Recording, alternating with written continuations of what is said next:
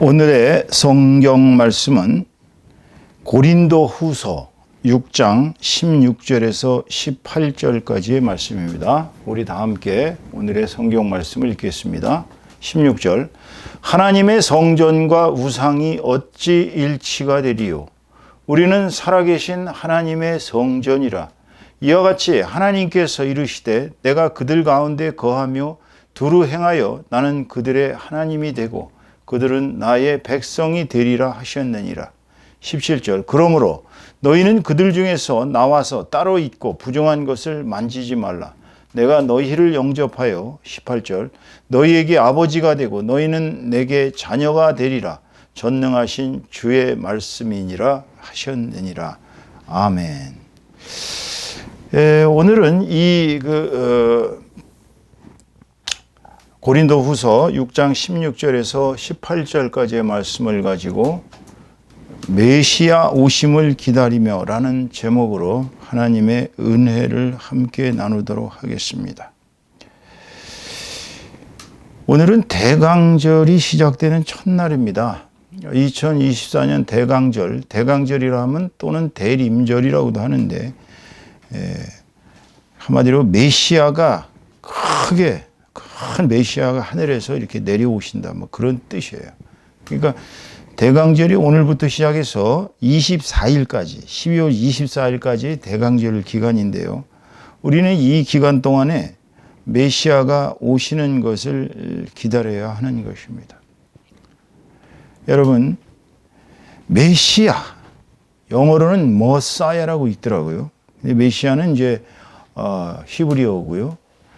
기름 부음 받은 자, the anointed one이라는 뜻입니다. 그러니까 옛날에는 구약 시대에 기름을 부었죠. 병에다가 이제 올리브유를 넣어가지고 이렇게 왕, 제사장, 선지자 이런 사람들에게 이제 이렇게 기름을 붓습니다. 그래서 이제 그 사람을 너는 왕이다, 너는 제사장이다, 너는 예언자다. 이거 하나님이 그에게 임하셔서 그를 기름 부음 받은 자가 되는 겁니다. 이제 메시아라는 뜻은 바로 그렇게 기름 부음 받은 자. 영어로는 Christ, 라틴어로는 크리스토스. 이제 우리말로 이제 음역을 했을 때 그리스도라고 번역했더라고요. 크라이스트를 그리스도로 번역을 했습니다. 메시아가 온다. 이 얘기는 물론 다음 시간에도 더 자세한 또 설명을 하겠지만 우리가 이제 인류 역사가 언제부터 시작된지 모르지만 성경적인 역사는 이제 6,000년 정도로 보고 있습니다만 여하튼 메시아가 오는 이 시간이 굉장히 길었어요. 뭐 선지자 이사야 같은 분은 600년 전에 이미 메시아가 온다고 아주 자세하게 예언을 해놨고요. 수많은 선지자들이 말라기 같은 사람까지 마지막까지도 메시아가 이 땅에 오신다 그렇게 예언을 했습니다. 지금부터 2024년 전 얘기입니다. 그러니까 2024년 전이 인류 역사가 예수님이 오시기 전, 그러니까 머사야, 그리스도, 메시아가 오기 전 역사는 인류의 어찌 본다면 구원이 없는 그냥 막막한 죄와 사망에 그냥 그대로 우리가 인간이 죽을 수밖에 없는 그런 비참한 역사였다면 이제 메시아가 오셔서 그 뒤로 이어지는 우리가 이제 예수가 오시기 전을 before Christ, BC라고 하고 그 다음에 이제 예수님이 오시고 나서를 이제 AD라고 합니다. 이 역사가 인류 역사는 예수님이 오신 시점으로 봐서부터 BC와 AD로 나눠질 만큼 중차대한 사건인 것입니다. 인류 역사가 완전히 전환이 이루어진 거예요. 무슨 얘기냐? 예수님이 오셨다는 얘기는 이 땅에 이미 하늘나라가 임했다는 것입니다. 그 전에는 하나님께서 하늘에서 통치하시되 선지자들을 통해서 통치하셨습니다. 물론 직접 오셨던 경우도 있지만 아브라함 사건처럼. 하지만 하나님께서는 어떻게 본다면 이제 간접 통치를 하셨어요. 그런데 예수님을 통해서 이제 당신의 아들 예수님이 이 땅에 오심으로써 인류를 그 아드님을 통해서 직접 통치하는 그러한 하늘나라 왕국이 이 땅에 임했다는 것이 바로 메시아가 이 땅에 온 하나의 의의가 되는 것입니다. 그러니까 여러분은 지금 어떤 시대에 살고 있어요? 메시아가 이미 오셔서 공생의 33년을 사시다가 33년의 생애를 사시고 하늘나라로 올라가셔서 지금도 우리를 위하여 중보하시고 우리를 성령을 보내셔서 우리를 당신의 품으로 영생의 소망을 우리가 이루어 주시는 그분이 바로 메시아인 것입니다. 그러니까 우리가 대강절이라 하면 이 메시아가 인류에게 오신 이 2024년 전에 이 역사가 끝난 것이 아니라 지금도 계속 인류를 구원하는 역사가 일어나고 있기 때문에 그렇기 때문에 우리는 이 대강절을 기념하는 것입니다. 이게 얼마나 기가 막힌 은혜냐 한번 생각을 해보세요. 믿고 의지할 데가 아무도 없는 고아라고 생각해 보세요. 우리가 부모도 없고 친척도 없고 고아예요. 정말 믿고 의지할 데가 아무 데도 없어요. 그냥 사회 보육기관 같은 데 들어가서 살아야 되는 고아라고 생각해 보십시오. 그런데 그분에게 어마어마한 재벌의 양아버지가 생겼다고 생각해 보세요. 그 엄청난 신분이 상승이 되고 변화가 되겠죠. 그런데 예수님을 여러분이 우리의 구세주로 메시아로 받아들인 것은요. 그야말로 절망에서 비참함에서 완전한 소망으로 희망으로 이거는 영생이라는 그 인류의 최고의 꿈. 우리 인류는 영생을 꿈꾸며 살았지만 그 누구도 영생의 삶을 살게 해준 분은 아무도 없어요. 그런데 이 영생의 소망을 이루게 해주신 분이 바로 메시아예요. 그 메시아가 오신 날, 이제 우리가 그거를 이제 12월 25일 크리스마스로 기념하고 있는데, 물론 뭐 예수님이 오신 것은 학자들의 연구를 빌자면 한 3월쯤 이 그리고리스 역으로 이제 양력이죠. 양력으로 한 3월쯤에 오신 걸로 그렇게 얘기를 하고 있습니다. 그렇지만은 로마 가톨릭이 이제 그리스도교를 국교화하면서 자기네 태양절이었던 12월 25일 날 태양신을 숭배하던, 그러니까 로마 황제는 태양신의 대리자였는데요. 예수님의 그 탄생을 기리는 날로 살짝 바꿨어요. 왜 그러냐면 그렇게 해야 로마 사람들 모두가 국교로서의 그리스도교를 쉽게 받아들일 수 있기 때문이었죠. 물론 동기는 그렇습니다. 그렇지만은 인류는 이제 양력 12월 25일을 이제 크리스마스 날로 이제 생각하면서 그날 그리스도가 이 땅에 오신, 메시아가 이 땅에 오신 것을 그냥 마음껏 경축하고 즐거워하고 최고의 소망을 이루어 주신 분, 우리의 죄를 다 벗게 해 주시고 우리에게 영생의 삶을 주신 그 놀라우신 기적의 하나님의 아드님이 이 땅에 오신 것을 우리가 기념하면서 행복하게 사는 것이 바로 대강절 24일 동안의 기간인 것입니다. 오늘은 그래서 물론 뭐 앞으로 계속 이어지겠지만 오늘 우리는 대강절 첫날을 맞아서 메시아가 이 땅에 오신 것을 경건하게 기다리면서 우리가 이제 메시아가 왜 이 땅에 오셔야 했는가, 왜 메시아를 우리가 기려야 하는가, 이런 주제를 가지고 이제 하나님의 은혜를 함께 나누도록 하겠습니다. 메시아가 왜 이 땅에 오셨을까요? 여러분, 그냥 이 땅이 평화롭고 잘 살고 이 땅에 사는 모든 하나님의 백성들이 다 뭐 행복하다면 구태야 메시아가 하늘나라에서 이 땅까지 오실 필요가 없었겠죠. 그래서 저는 메시아가 왜 이 땅에 왔을까를 이렇게 묵상하면서 큰 세 가지의 놀라운 진리를 알게 되었습니다. 첫째, 메시아가 이 땅에 오신 것은요, 바로 하늘교회, 천국은 하늘교회입니다. 그것을 우리가 예루살렘이라고 합니다. 그 하늘교회와 이 땅의 지상의 예루살렘, 그러니까 하늘의 예루살렘, 이 땅의 예루살렘, 즉 하늘의 교회와 지상의 교회를 연결하러 오셨던 것입니다. 이렇게 얘기하면 아니 그 무슨 뚱딴지 같은 소리냐 이렇게 했지만, 우리는 하늘나라로 갔을 때 하나님을 예배하는 천상의 교회의 멤버가 되는 것입니다. 자, 계시록, 요한계시록입니다. 4장 1절에서 11을 잠깐 읽어드리면 우리가 하늘나라의 예배의 모습을 잘 알 수가 있어요. 자, 잠깐 읽어보겠습니다.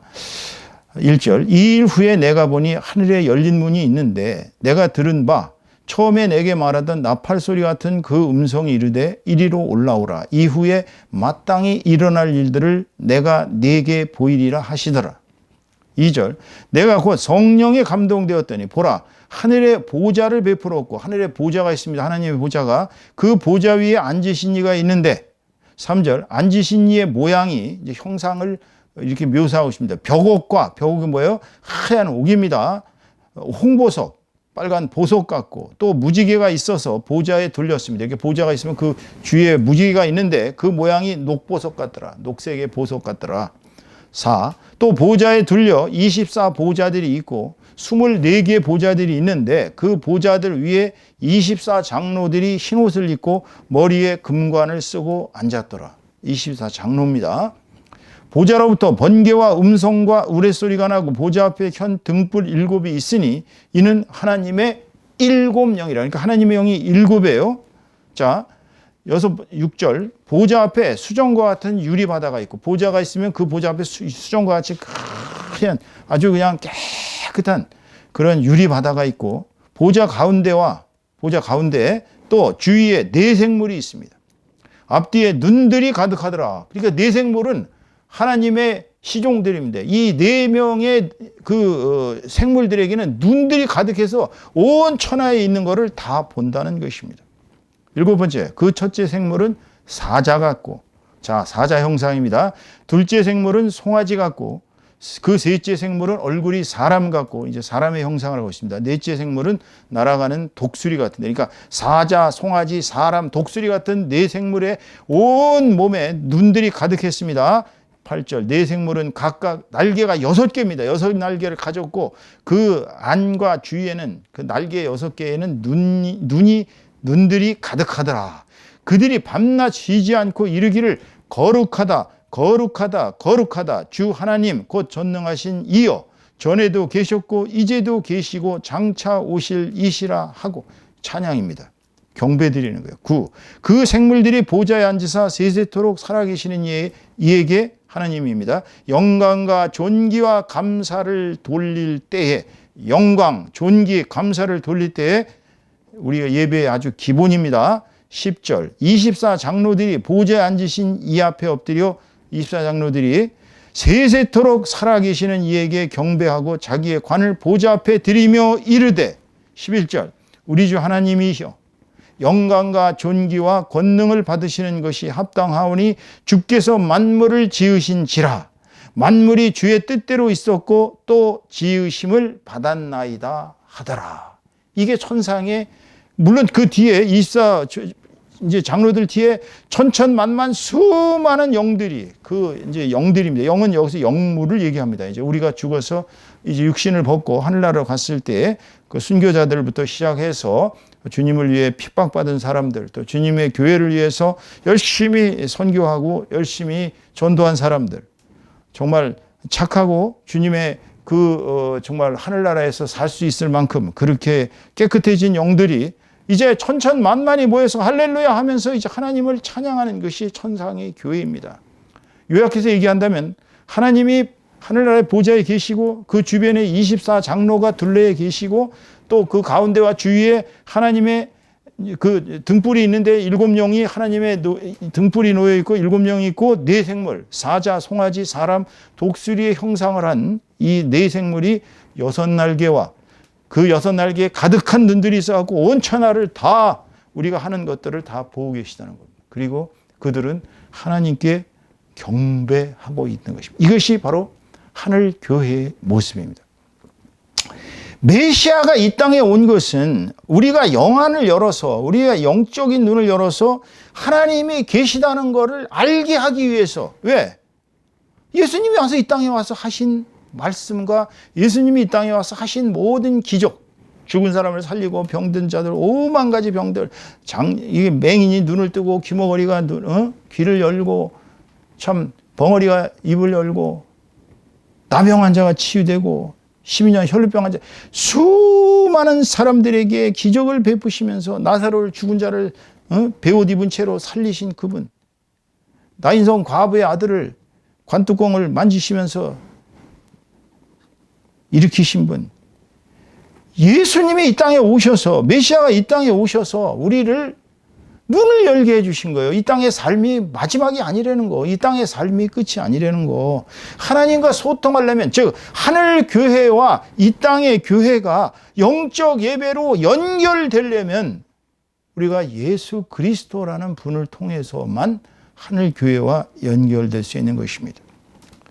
송명희 시인은 이렇게 얘기했습니다. 나 남이 본 것을 보았고, 못 본 것을 보았고, 나 남이 듣지 못한 음성 들었고, 나 남이 받지 못한 사랑 받았고, 나 남이 모르는 거 깨달아내. 이분은 전신불구, 움직이지 못하는 불구자입니다. 장애우예요. 이분은 인생이 정말 남들이 볼 땐 최악의 그런 조건에서 살았지만 그분은 영안이 열렸기 때문에 이 아름다운 시를 쓰면서 하나님을 찬양했습니다.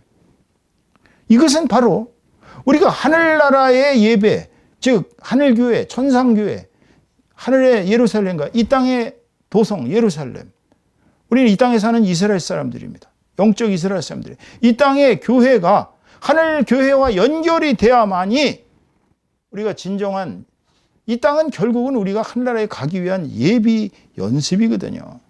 그래서 우리는 끊임없이 하나님의 교회를 향해서 기도하고 찬송하고 경배드려야 하는 것입니다. A.W. 토저는 이렇게 얘기했습니다. 그리스도인들의 모든 삶의 실패는 예배의 영광을 경험하지 못한 데서 시작돼요. 이게 진짜 우리가 예배라는 것이 하늘의 그 천상의 예배를 지금부터 준비해야 돼요. 그때에 가서 우리가 아이고 예배를 내가 어떻게 하나, 이렇게 된 사람은 벌써 들어가지도 못하겠죠. 그렇지만 우리는 이 땅에서의 예배를 통해 하늘나라의 예배에 참석해야 되는 것입니다. 예수님이 오신 이유는 바로 천상교회와 우리 지상교회를 연결하시기 위해서 오신 거예요. 이 땅의 교회는 물론 구약시대에 유대교가 있었습니다만 그들은 정말 사단의 회가 될 만큼 그렇게 타락했고 이 땅에 메시아로 오신 주님을 핍박하고 그를 십자가에 매달아 돌아가시겠습니다. 결국 새로운 교회, 새 예루살렘, 우리는 교회를 통해서, 이 땅의 교회를 통해서 하늘나라의 천상교회와 연결되기 위해서는 오직 예수 그리스도의 그 십자가의 보혈의 능력, 그 피를 통해서만 하늘나라의 교회에 참석할 수 있는 것입니다. 그것이 바로 메시아가 이 땅에 오신 첫 번째 이유예요. 그럼 두 번째 이유는 뭐냐? 오늘 본문 말씀을 보면 그렇게 나와 있죠. 자, 본문 말씀이 이렇게 나와 계십니다. 자, 보세요. 본문 말씀을 잠깐 보겠습니다. 이렇게 나옵니다. 16절. 하나님의 성전과 우상이 어찌 일치가 되리? 우리는 살아계신 하나님의 성전이라. 이와 같이 하나님께서 이르시되 내가 그들 가운데 거하며, 하나님이 우리 가운데 거한다는 얘기입니다. 우리가 성전이에요. 살아계신 하나님의 성전입니다. 예전에는 거창한 그 성전을 지어서 건물을 지어야 하나님의 성전으로 유대교인들은 그렇게 믿었지만 이제 예수님이 오셔서 당신의 몸을 유월절 어린 양 희생물로 주고 나서는 그분 자신이 성전이 됐어요. 그래서 이제 그분과 연합된 우리들이 다 하나님의 교회, 하나님의 성전입니다. 그렇기 때문에 내가 그들 가운데 거한다 그랬어요. 우리 가운데 성령이 거한다고 하셨습니다. 두루 행해서 우리들이 다 교회의 멤버들이에요. 파트들이에요. 그래서 나는 그들의 하나님이 되고 그들은 나의 백성이 되리라, 이렇게 얘기하시거든요. 그러니까 예수님이 이 땅에 오신 이유는 첫 번째는 천상교회와 지상교회를 연결하는 것이지만 두 번째는 바로 우리를 하나님의 성령을 모시는, 우리를 하나님께서 이 땅에 하나님이 우리에게 오시게 하기 위한 거룩한 성전이 되기 위한 것입니다. 여러분, 우리가 성전이에요. 하나님의 거룩한 영, 성령께서 오시는 성령입니다. 이것은 누구를 통해서 이루어졌어요? 예수 그리스도를 통해서, 메시아를 통해서만 하나님과 연결되었기 때문에 우리는 살아계신 하나님의 성전으로 살아가야 하는 것입니다. 그러기 위해서 우리를 각각 다 지상교회의 파트들, 하나님의 거룩하신 성령이 임하는 우리가 다 성전이에요. 그렇기 때문에 우리는 하나님의 성령을 받아서 하나님의 성전이 되어 하나님을 예배하고 천상교회와 예배를 연결하는 그러한 사람이 되는 것입니다. 이렇게 얘기하면은 어떤 사람들은 이게 과연 무슨 소리인가, 이게 가능한 얘기인가 하겠지만, 사실 하나님께서 우리에게 오신다는 것이 어떤 의미냐면, 자, 내 영 속에 만약에 잡신이 마귀가 들어오면 우리는 마귀의 새끼가 되는 것입니다. 정말 잘못된 이단들을 믿고 잘못된 종교들을 믿으면 큰일 나는 게, 이 영이라는 게요, 하나님의 영을 우리가 받았느냐, 마귀의 영을 받았느냐, 아니면 잘못된 영들을 받아서 우리가 잘못되면 우리는 인생이 끝나는 거 아니겠어요? 그런데 우리는 그 하나님의 거룩하신 영, 성령께서 오시는 우리의 성전이라는 거. 그러니까 메시아 오심을 기다리는 것은 바로 우리가 하나님 저에게 와 주십시오. 성령을 보내주셔서 저와 함께 예수님을 통해서 하나님께 연결되게 해주세요. 제가 하나님의 성전이 되겠습니다. 이거 진짜 놀라운 은혜인 것입니다, 여러분. 내가 하나님의 성전이 되는 것입니다. 그러니까 이 기간 동안 얼마나 우리가 정말 경건하게 메시아 오심을 기다려야 하겠어요. 세 번째로는 메시아가 이 땅에 오신 이유는 모든 인류가 메시아를 믿어 구원에 이르고 천국 백성으로서 영생을 누리게 하기 위함입니다. 구원, 영생, 좋은 단어, 최고의 좋은 단어죠. 당신 구원받아요. 뭘 구원받았다는 거예요? 뭐를? 구원받았다는 건 바로 당신의 죄가, 예수 그리스도 메시아를 믿음으로써 당신의 죄가, 여태까지 주홍빛 같은 어떤 죄가 있어도 다 죄사함 받고, 이제 그 영이 육체가 새롭게 되어서 이제부터 너는 천국에 들어갈 수 있는 자격이 생겼다. 이제 너는 죽으면 그냥 지옥에 가지 아니하고, 죽을 때 사람들 보면 막 불안해하고 떠는 사람들 보면 시커먼 2명의 사자가 온다고 하죠. 그러나 천국에 들어갈 사람들은 얼굴이 환해지고 이제 영생의 길로 들어가게 되는 것입니다. 그렇기 때문에 영생을 주시기 위해서 우리에게 오신 거예요. 메시아가 이 땅에 오는 건. 주님께서 요한복음 3장 17절에 이렇게 얘기하고 있습니다. 하나님이 그 아들을 세상에 보내신 것은 세상을 심판하려 하심이 아니요, 그로 말미암아 세상이 구원을 받게 하려 하심이라. 구원을 주시기 위해서 오신 것이지 우리를 멸망시키러 오신 게 아니에요. 요한복음 12장 47절의 말씀에 보면 사람이 내 말을 듣고 지키지 아니할지라도 내가 그를 심판하지 아니하노라. 내가 온 것은 세상을 심판하려 함이 아니요 세상을 구원하려 함이로다. 구원의 메시아의 구원. 구원이라는 건 그렇게 좋은 것일 수가 없어요, 여러분. 여러분이 그동안 죄에서 짓눌리고 세상살이에 짓눌려서 이제 갈 바를 모르고 그렇게 살지라도 여러분이 영원히 구원받으면 모든 것이 다 죄사함을 받게 되는 것입니다. 요한복음 12장 49절에서 50절까지의 말씀에 주께서 이렇게 얘기하셨습니다. 내가 내 자의로 말한 것이 아니요 나를 보내신 아버지께서 내가 말할 것과 이룰 것을 친히 명령하여 주셨으니, 그러니까 예수님의 말씀과 예수님의 모든 사역은 다 하나님의 것입니다.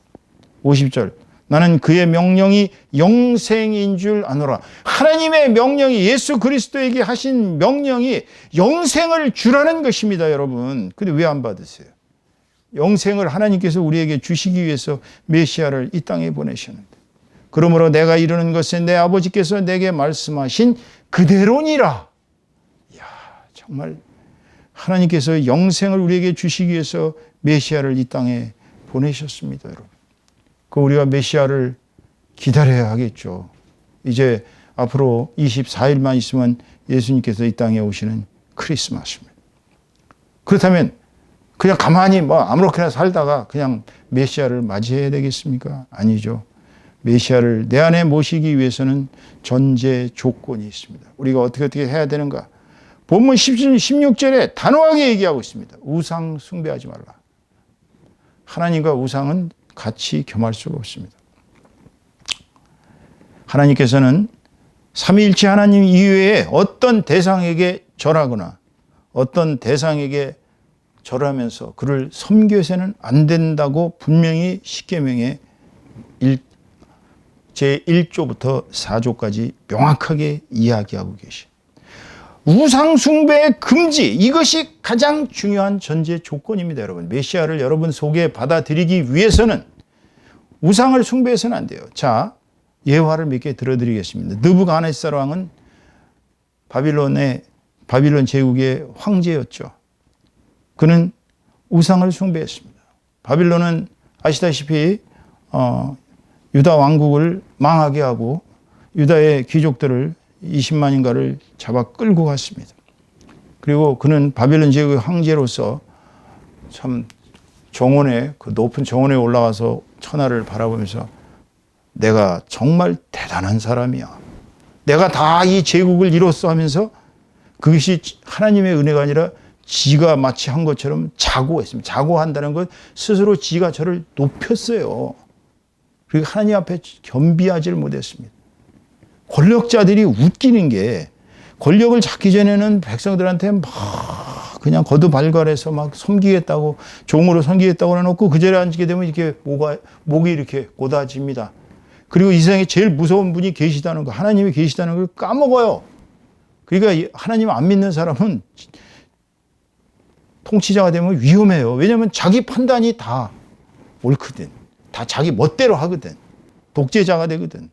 하나님을 믿는 사람은 하나님이 두렵죠. 내가 이렇게 하다가 하나님한테 혼나지 않을까? 내가 이렇게 하는 것이 성경의 원칙에 맞지 않을까? 그러니까 링컨처럼 항상 성경책을 읽으면서 하나님 앞에 겸비하게 살아가는데 이 자는 느부갓네살 왕은 겸비하지를 못했어요. 그래놓고는 금신상을 세웠습니다. 커다란 금신상을 했고 이 금신상에 절을 하지 않는 사람은 무조건 처벌하겠다. 끔찍한 우상 숭배의 죄를 저질렀습니다. 그는 결국 쫓겨나서 7년간 황야에서 들짐승과 함께 살면서 들짐승처럼 7년 동안 머리를 깎지도 제대로 손발톱도 깎지 못하고 짐승처럼 극매면서 살았습니다. 그 그림에 보면 이 손톱이 막 이따만하게 길게 자라고 완전히 거의 짐승 수준으로 7년을 살았어요. 그러다 그가 자기가 얼마나 하나님 앞에 겸비하지 못하는 걸 깨닫고 회개하면서 그는 다시 황제 자리에 복귀했습니다. 주님께서는 마태복음 10장 29절에서 이렇게 말씀하고 계시죠. 하나님께서 허락하시지 아니하시면 참새 한 마리도 땅에 떨어지지 않는다. 이게 무슨 말씀이에요? 천상과 지상의 모든 주권은 하나님께 있는 것입니다, 여러분. 주권자가 하나님이에요. 이 세상의 통치자들은 그냥 잠시 청지기로 권력을 빌려준 것입니다. 그러니까 하나님을 두려워하지 않는 권력자는 우상 숭배하는 거나 똑같은 죄악을 범하고 있는 것입니다.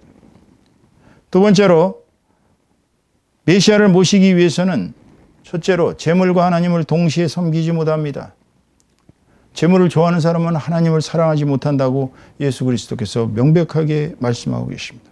또한 재물을 좋아하고 하나님을 섬기는 이런 엉터리 신앙도 문제지만 더욱더 문제가 되는 것은 하나님을 1순위로 사랑하는 것이 아니라 하나님보다 더 사랑하는 자기 아내가 있습니까? 자식들을 하나님보다 자식들을 더 사랑합니까?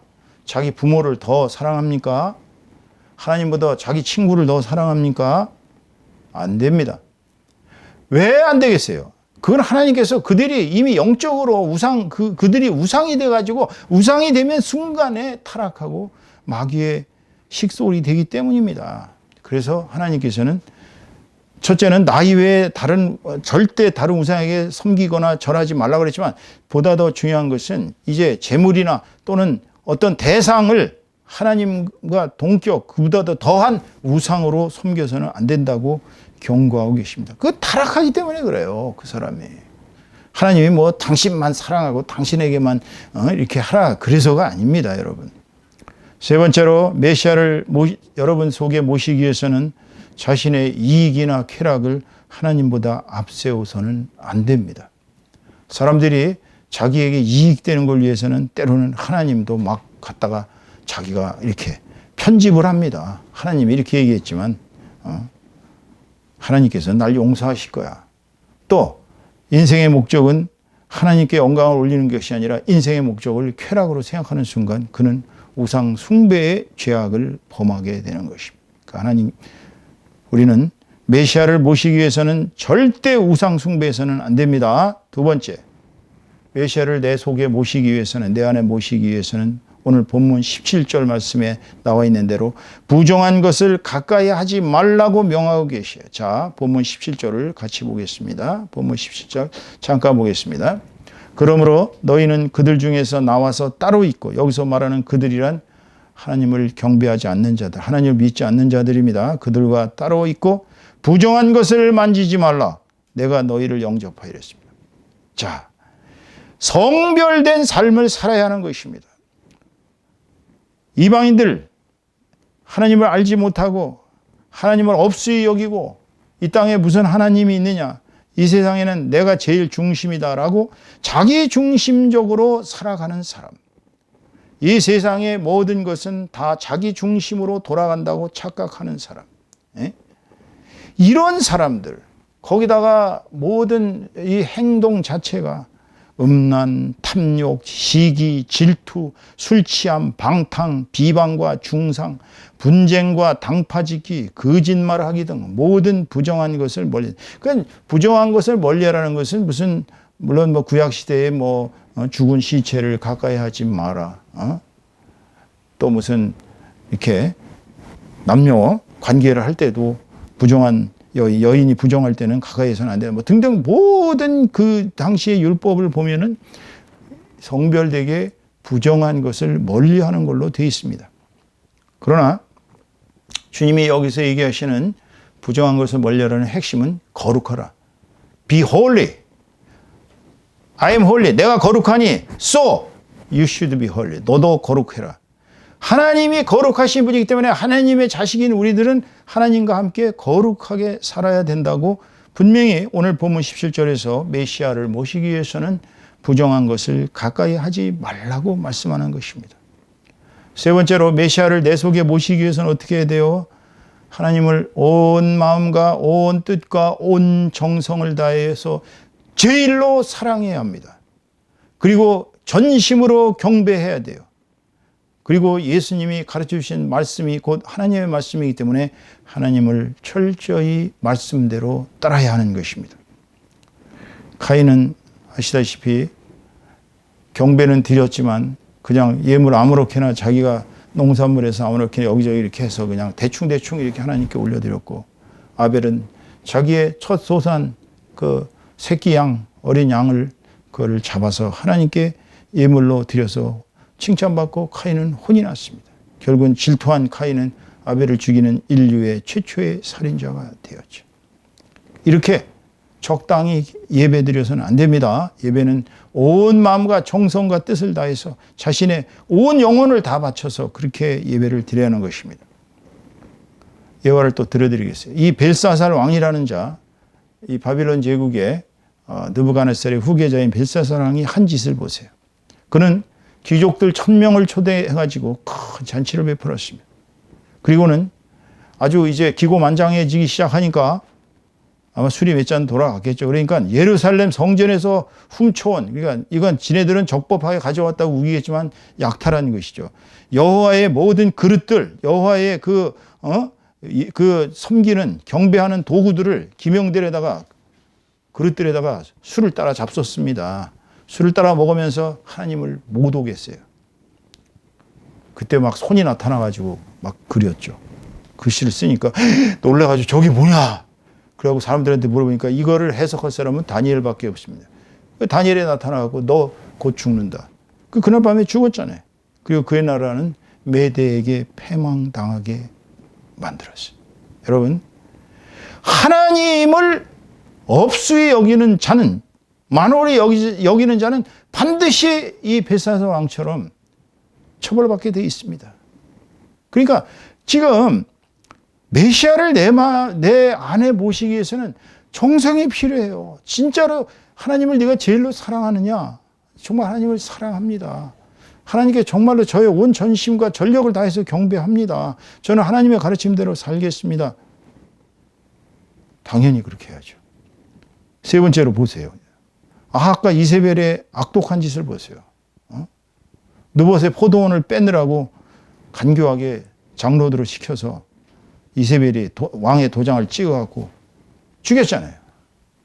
왕을 모독했다고, 왕을 그야말로 없이 여기고 모독했다는 거짓 죄명을 씌워서 죽여버렸습니다. 그리고 느봇의 포도원을 빼앗아서 지 남편에게 줬어요. 얼마나 이세벨이 악한 짓을 했냐면 바알 사제들과 아세라 그 사제들을 궁정에서 850명쯤 되는 그 사제들을 먹이고 입히고 그들에게 우상을 숭배라, 바알을 숭배라, 아세라를 숭배라 그러면서 이스라엘의 고귀하신 하나님을 없이 여기더니 그는 결국은 끔찍하게 개의 먹이로 전락하고 말았습니다. 아방은 전투에서 비참하게 죽고요. 여러분, 하나님 없이 여기는 사람들은 무고한 생명도 막 해칩니다. 전두환 씨 보세요. 그는 광주사태 때 얼마나 많은 무고한 생명들을 해쳤습니까? 적법하지도 아니하고 그냥 국가를 지 손에 장중에 붙들고 자기 개인 조직을 통해서 하나회를 통해서 쿠데타를 일으켜 정권을 잡았지만 결국은 그 비리가 나중에 드러나고 말년은 비참하게 했습니다. 하나님을 없이 여긴 사람들의 짓이에요. 하나님은 당신을 사랑하고 당신을 경배하고 당신의 말씀대로 살아가기를 원하는 것은 바로 불쌍한 고아와 가부들을 돕고 인명을 절대로 죄 없는 사람을 해치지 말고 거짓 증거하지 말고 살인하지 말고 도둑질하지 말라고 다 가르쳐줬잖아요. 근데 그대로 안 하거든. 그 말년은 비참하게 되는 것입니다. 오늘 설교의 결론을 맺습니다, 여러분. 지금은 대강절 기간이 오늘부터 시작입니다. 우리는 25일 날 크리스마스 날 그날 메시아 오심을 기다리면서 물론 그분은 이미 왔습니다. 24년 전에 왔지만 우리는 영적으로 메시아를 모시기 위해서 내 속에 영적으로 메시아가 내 속에 오소서 이제 내가 그분에게 사로잡힌 바 되어서 이제 그분과 함께 하나님과 함께 살겠습니다. 이렇게 마음을 잡수시는 분이 계시다면 메시아 오심을 기다리며 그분이 이 땅에 오신 목적이 뭔가를 잘 새겨야 됩니다. 그 목적이 뭐예요? 당신에게 바로 구원과 영생을 주시기 위해서 오셨다는 것입니다. 메시아가 이 땅에 오신 목적은 첫째가 천상의 교회와 지상의 교회를 연결하시기 위함입니다. 우리가 이 땅에서 훈련을 잘 받고 이 땅에 교회 다니며 훈련을 잘 받고 결국 천상에 가서 천상의 교회에서 하나님을 잘 경배하기 위해서 메시아는 이 땅에 오신 것입니다. 두 번째로 우리가 하나님의 성전으로 되기 위해서 이 땅에 오셨습니다. 그리고 이 땅에 오셔서 우리에게 구원하시고 우리에게 영생을 주시기 위해서 메시아는 이 땅에 오신 것입니다. 그러므로 메시아를 내 안에 모시기 위해서는 첫째, 우상을 절대 숭배해서는 안 됩니다. 점쳐서도 안 됩니다. 운명을 감히 물으러 다니지 마세요. 하나님은 점치는 자를 끔찍하게 싫어하십니다. 왜냐하면 이 생의 모든 운명은 하나님께 달린 것입니다. 그런데 건방지게 점쟁이에게 가서 점쟁이가 얘기하면 그대로 믿는 거 하지 마세요. 우상 숭배를 금지하십시오. 두 번째로 부정한 거 금지하라는 얘기는 홀리하게 살라는 것, 거룩하게 살라는 것입니다. 세 번째로 하나님을 오직 유일한 대상으로 사랑하고 하나님을 위해서 정말 지금서부터 천상의 예배를 드리기 위한 준비 작업을 하기 위해서 철저한 예배, 경배를 잘 드리고 또 그분이 예수님을 통해서 하신 말씀을 굳세게 실천함으로써 이 땅에 살아있는 동안 하나님을 정말로 사랑하고 경배하며 수많은 영혼들을 구제하는 일에 구원하는 일에 열심을 다하시다가 이제 저 천상에 가서 하나님께 영원한 생명의 면류관을 받는 저와 여러분 다 되시기를 이 대강절 첫 주일 이 설교 말씀을 통해 축원합니다. 축원합니다.